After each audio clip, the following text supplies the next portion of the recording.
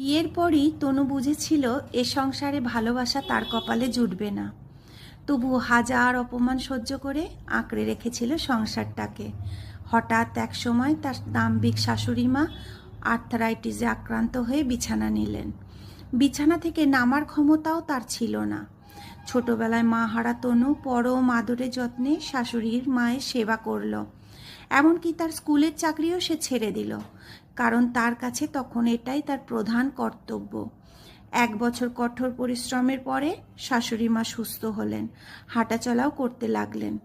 বিয়ের 8 বছর পর তনু মা হতে চলেছে। ডাক্তার বলেছে তাকে বেড রেস্ট নিতে। আনন্দে আত্মহারা তনু ভাবল এবার সবাই তাকে খুব ভালোবাসবে, খুব যত্ন করবে।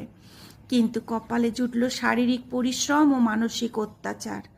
তীব্র যন্ত্রণায় কাতর তনুকে ডাক্তার বলল, এরকম যদি যন্ত্রণা আবার হয় এবার কিন্তু বাচ্চাটাকে হারাতে হবে। আজ তনু বাড়ি ছাড়ার পথে, সাথে তার স্বামীও। পেছনে ফেলে আসা বাড়িটার দিকে ফিরে তাকিয়ে সে হাসল। কর্তব্য পালন করার দায়িত্ব বুঝি তার একারই ছিল।